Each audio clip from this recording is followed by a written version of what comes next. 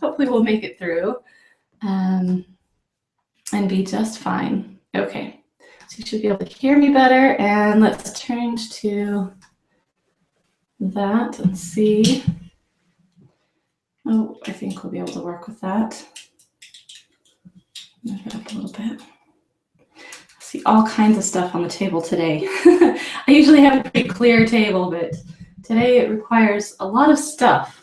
So maybe we'll try and trying to think of how we want to do this, because I don't want all that junk in the picture. Okay. I think that'll work better. And we'll just move some of the stuff and that light is too bright.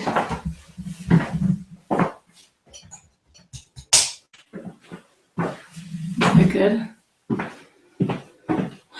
Okay, I think that's better. Let's get some of this stuff out of the way for you. Okay, I think we're about ready to get started. All right. Let me go ahead and change our view back to me, and we will start.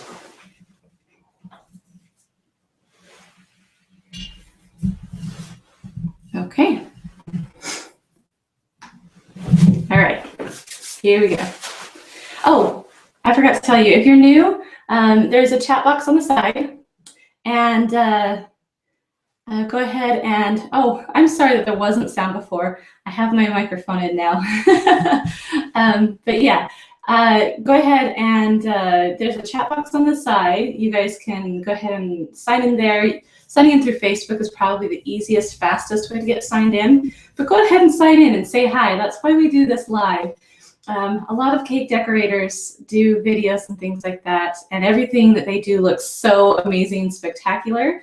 But you'd be surprised at how many takes they actually do before it actually looks perfect. So I take a lot of risk in doing this stuff live. So make sure that you guys take advantage of the reason why we do live and ask questions and comment. I love to get the input from you guys. So, and then also you should be able to see the screen with me in there. And then below that, you should be able to see there's a comment box. After the training, the chat box might disappear, but if you have any questions or comments or anything, there is that comment thing down at the bottom, and I do check that fairly often. So if you have a question for me, go ahead and ask it there, and I'll get your questions answered as long as I see them. Okay. So now we will do our official start. Hello, everybody. Welcome to our CakeFu Masters series. I'm Amelia Carbine, and I am the host and the, I guess, owner of CakeFu.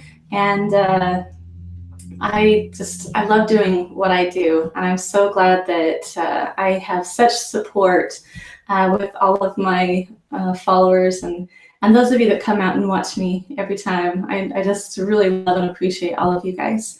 And so the reason why, or that is the reason why I decided to do this little mini Christmas series. I thought 12 Days of Christmas would be really fun, but number one, I didn't get it pulled together in time, didn't think about it soon enough. And number two, I'm killing myself with just 6 days of this. So yeah, so you get 6 days of CakeFu Christmas mini series, and I hope you guys are enjoying it so far. It's been really fun.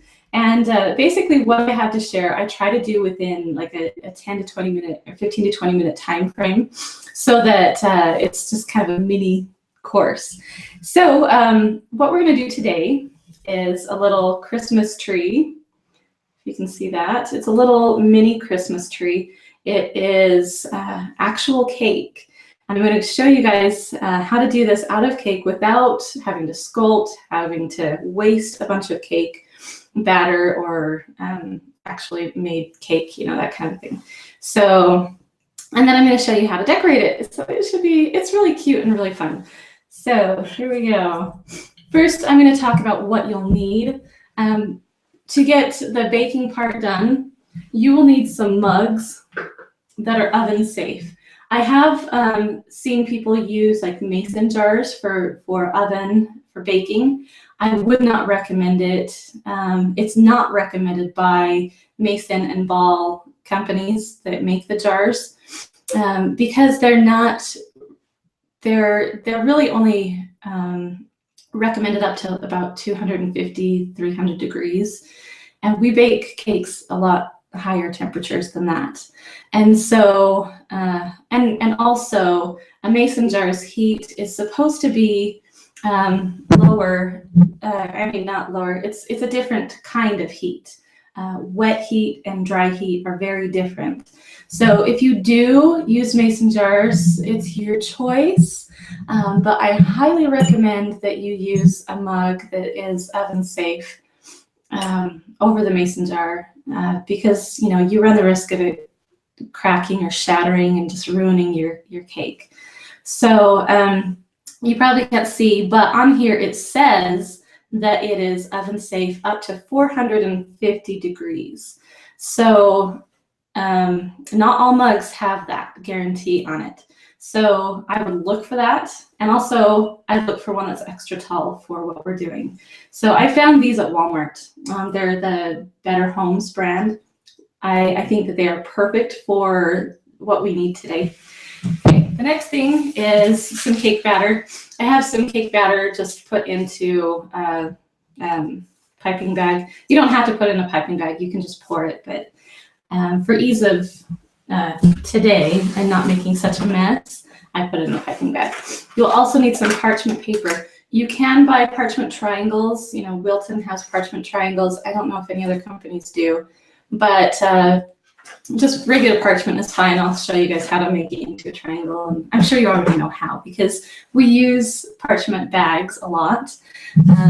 Well, us old timers, I guess. I don't know if all the newbies do, but and then you will need some frosting. This is really, really yummy frosting. It is,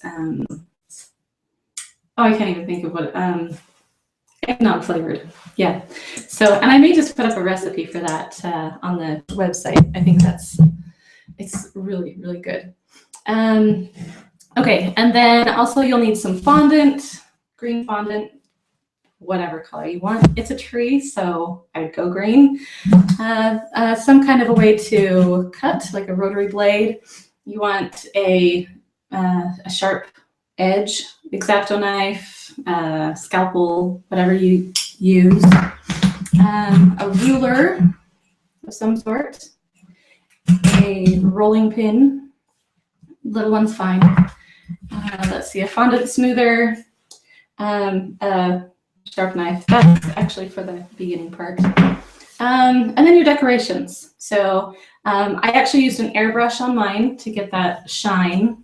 So if you have an airbrush, then that's definitely a way to go. There is a method out there. I think Cara Andretta is the one who came up with the idea to put shortening all over your project and then dust it with a luster dust.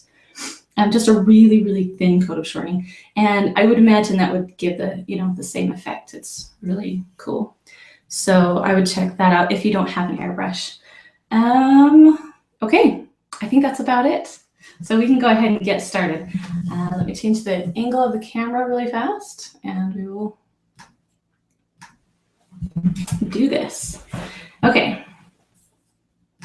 Hopefully you guys can see this. Oh, I'm going to move this for a minute. We're going to talk about preparation and baking right now. Okay, so we have our mugs. What we're going to do with our mugs is we're going to take some parchment paper. And I probably should have done this beforehand so it's not so loud. I apologize for that noise. Okay, then we're going to fold it. Okay, we'll move these out of the way in a second. Fold it so that it makes a triangle, corner to corner. And then you're going to take a sharp knife, hold the parchment paper so that it doesn't shift. And then you take the knife and then just kind of pull outward like that. Okay. And that's going to give us a nice clean edge. You see that? Nice clean edge all the way down. Okay? So that's how you would make a parchment triangle. And then what you're going to do, I'm sure a lot of you guys know how to do this already, but for those of you that don't, I'll show you. And I'm going to show it just twice. So if you get confused, you can just rewind this after it's over and watch it again and again. Okay, so you have this corner, the long little corners here. And then you have your right angle facing towards you. What you're going to do is take this first one, you're going to wrap it around and pull it towards that right angle, okay? And then you're going to grab this other one and wrap it around behind and to that same right angle, okay? So then we have our cone shape. And then what we're going to do is we're going to kind of pull and tug on these little tabs here until we get a really, really, really fine point. You do not want any kind of, an opening there. And if you can see, if you do the right kind of tugging and pulling right here, you can make it so that it is absolutely perfectly no hole at all. So then once that's done, once you have that perfect hole, just take this where your thumbs and fingers are holding that these little tabs and just fold it in on itself. Okay. Then to get it to stay in place, you can do several things. You can staple it, you can tape it. The easiest and fastest way is to just tear a couple of notches in it, like that. See that? And then fold the tab down. And that holds it in place pretty well. One thing that I recommend doing, and I learned this through trial, is that, trial and error, this extra stuff that's hanging down, it can actually get stuck inside of your batter and end up separating your cake, and then your cake can fall apart. So I would recommend cutting off the excess like that. There you go. So that you don't have, I don't know if you can see that, it's really white on white. But yeah, if you have that, let's do this. You can probably see better. There we go. You have that cut in there. There's a little bit hanging in there, but it's not enough to cause problems. Okay, so then we have our cone shape. Another thing that I found through trial and error is that once you put your batter in here and stick it in the oven, oh, that's what we're doing, by the way. We're putting batter in here, sticking it in the oven. Once we do that, the sides may split.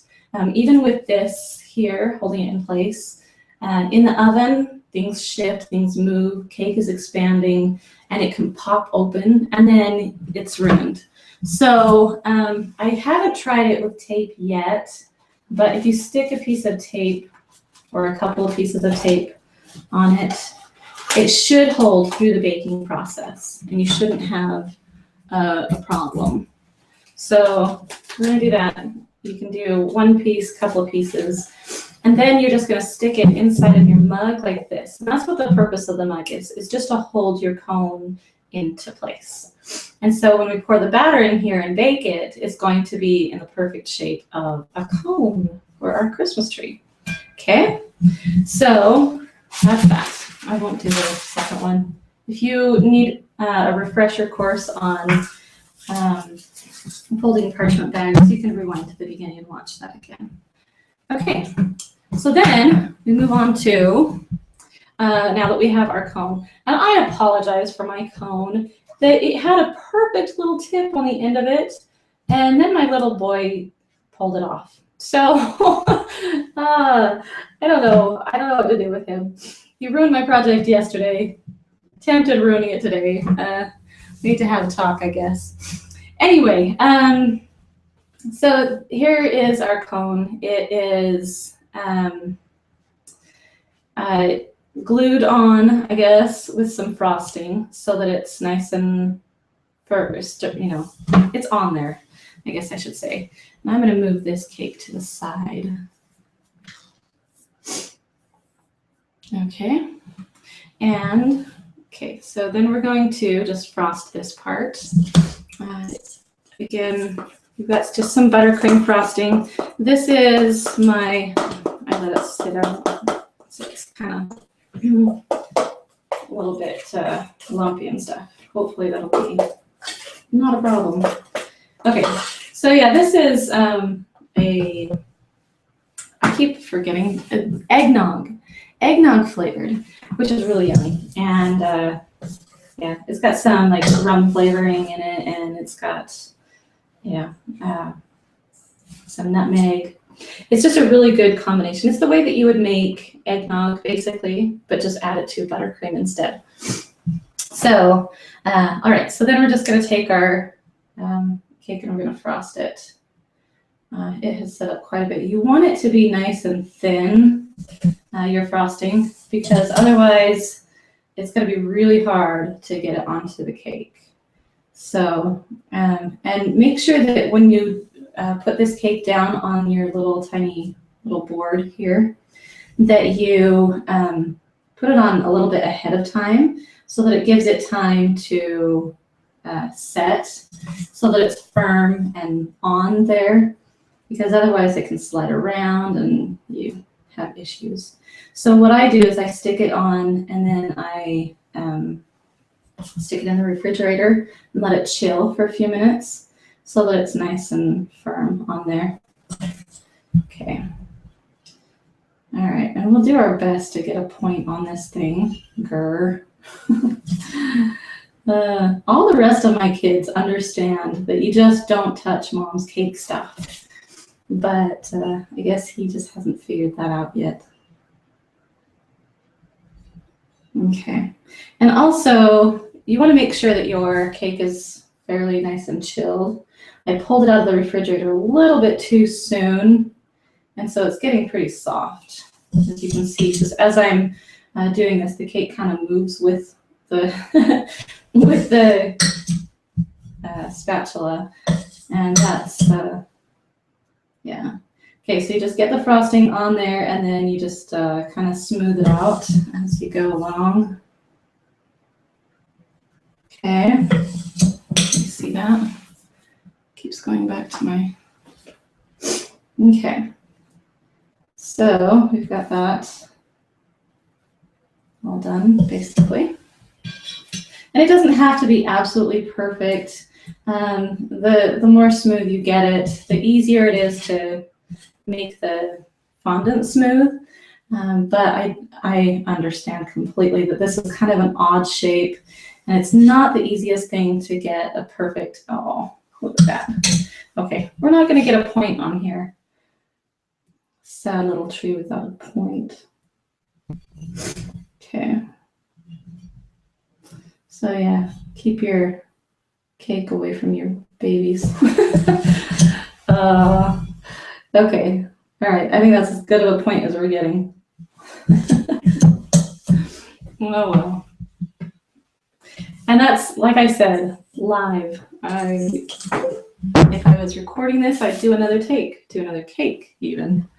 Okay. And then we're going to clean off the edges here just a little bit with a rag or paper towel, so that, you know, down here at the bottom, that's what I'm doing, so we don't have that excess when we put the fondant on.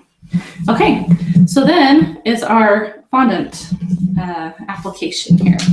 So this one, I mean, this is so, you can do this so fast, and you know, as long as you have your cakes baked, get several of those little mugs and just start baking, and you can just keep adding more little cones. Oh, also, if you have some cones, like, you know, the parchment cones, if you don't want to use the actual parchment cones, you can probably, I haven't done it myself, but I just kind of thought this might be a fun idea, is to use like snow cones. You know, the little snow cone paper things. That might work out and give you that same effect. Okay. I I've never tried to use it in the oven though, so don't take my word for it. It's just a suggestion. If someone tries it and it works, let me know. Okay, so we want to have our cake, our fondant, fairly into the shape that we want it to be. So what I'm going to do is I'm going to take my little cake here, and I'm going to take my ruler and I'm going to measure from top or bottom to top. I'm going to go just a tiny bit over just for safety, precautions. It's about 5 inches tall. So then I'm going to take my my rotary blade here, and we're going to do kind of a little swag there. And then we're going to measure 5 inches up, and that is going to be the top. The reason why I do this is because once you start wrapping it around the cake, if it's really tall, it's hard to get a good point at the top of your project. So there we go. That's a pretty good little measurement. It doesn't have to be perfect, but a little bit closer is better than way off. So then we're going to take our fondant. You guys can see that, hopefully. And we're going to just kind of set it, drape it on here, and wrap it around. We want to get one side on. We're going to turn this so you guys can see it. And I cut it a little bit short. Darn it. Okay, so we're going to have to stretch it a little bit to get it there, but that's the great thing about fondant. It stretches. So, oh my goodness. I have a hair in there. That was terrible. Yeah, usually when I do cakes, I have my hair up. But for stuff like this, I don't. Okay. All right, so then we've got our cake, and it is covered with fondant here. And we can do a lot of working to get this perfectly smooth so that there is no seam. There is a way to do that. I'm not going to worry about that on this training because of time purposes, because I'm trying to get this done within the next couple of minutes. So then you can take your blade. If your fondant does hang over, you would take your straight edge blade and cut the fondant. And then you can kind of snip up here at the top, get it to come to a point. It'll be a lot easier to get it to come to a point if you have the cake underneath it to make it come to a point. You see that? I have to scoot over a little bit, it looks like. Okay, so usually you don't have that excess up there because, well, yeah. Okay, and then you can take your blade, cut that off, and then there we go. We have a point to our tree. Look at that, I fixed it. It's not perfect, but it's there. Okay, so then we're gonna take a fondant smoother, and we're gonna just come and kind of go along the sides here and just kind of smooth it all out. You know, you want it to be fairly smooth. It doesn't have to be perfect, but the more smooth you get it, the better it will be, especially once you start airbrushing and putting on luster. Once you put luster on something, it accentuates everything. It accentuates every curve, every angle, everything. So if you have a cake that's really dimply and crazy, I wouldn't recommend putting like a luster on it. It's just not a good idea. Okay. And I opened that up again. Okay. And then, just down at the bottom, we're just going to take our rotary blade and we're going to cut around the bottom and clean everything up. And there, we're pretty much done at this point. You can do any kind of decorating you want. You can pipe on it. You can, do whatever. I've got these little dragée beads that I think are really fun. There's, you know, this little set of Wilton Christmas stuff that's got all kinds of, you know, I really thought that these ones would be fun.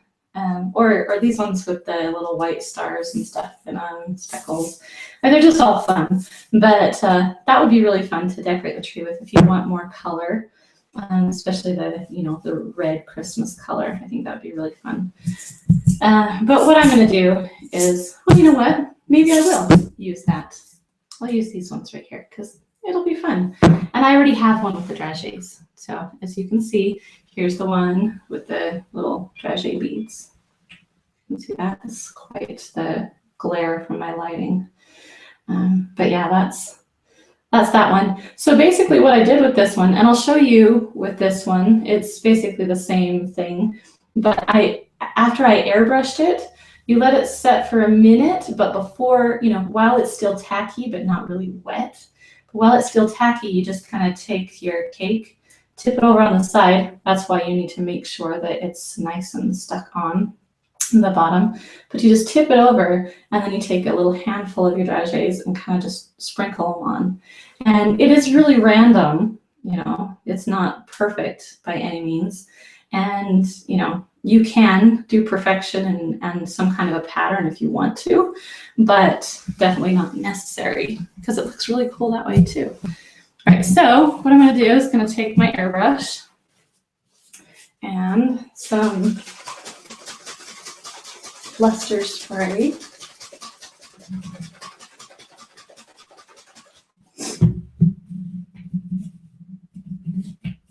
And we're going to just pour that into everything. I have to turn on my airbrush machine here. Okay. All right, so we're going to just test it, make sure that it's spraying, which is always a good thing. And then we're just going to start spraying airbrush color on it.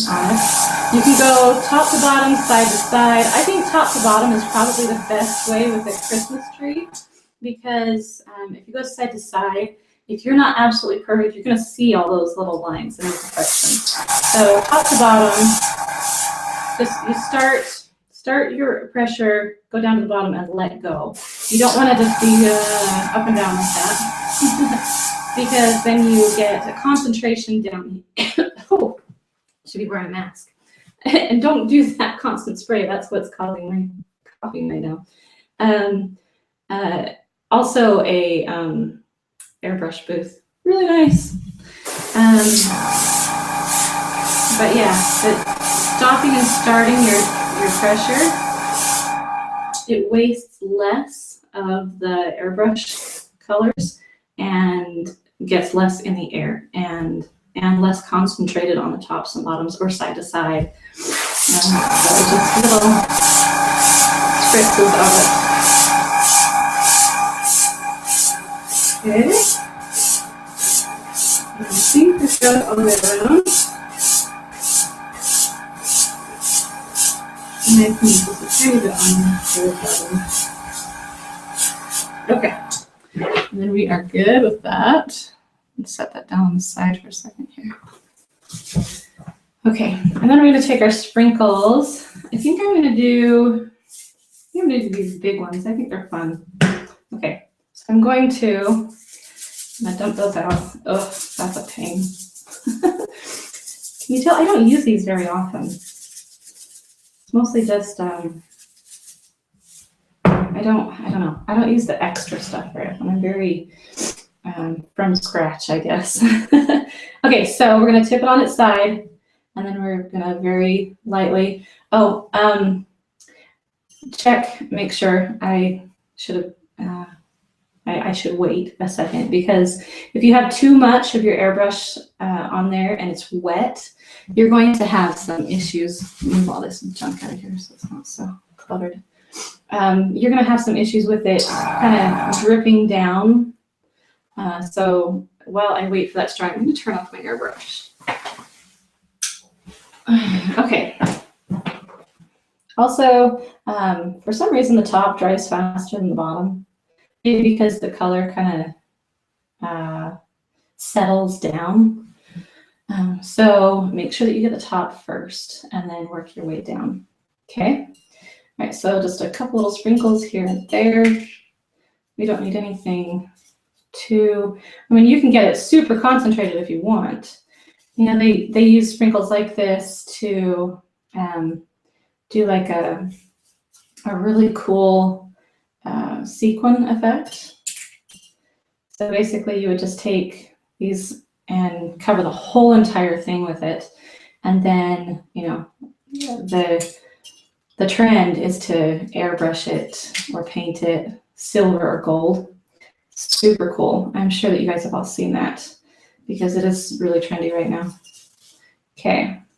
You guys see the effect that we're getting, right? That we're getting kind of just a little, it's random, and if random drives you crazy, then this is not your thing. I know my sister, random just drives her crazy.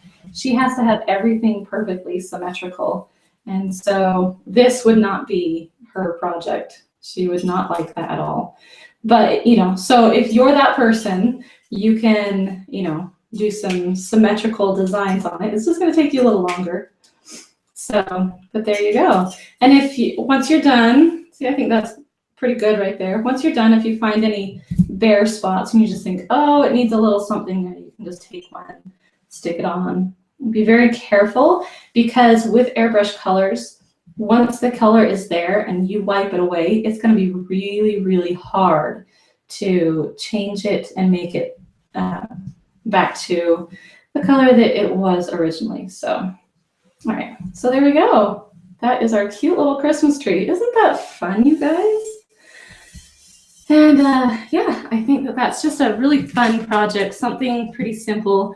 I was going to show you guys how to package these up so that you can give them to people, you know, little individual, you know, individualized cakes and things. But I did not get to. I forgot to bring the bags downstairs I forgot to bring the bags into the cake studio. So someone's asking how much cake batter goes into the parchment. And okay, so that is the thing. I love this project because as you can see, these two cakes are totally different sizes. And that's the thing. They, you know, you can use like the, you know, for gingerbread houses and things, and even for cake decorating, you can get those little sugar cones, like the ice cream sugar cones that are cone shaped, and decorate those.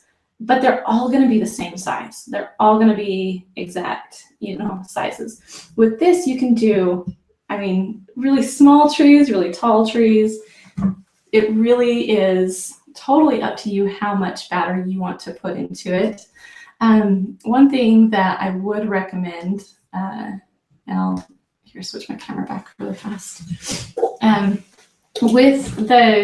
With the cone, cake rises. So remember that. Don't fill it to the top.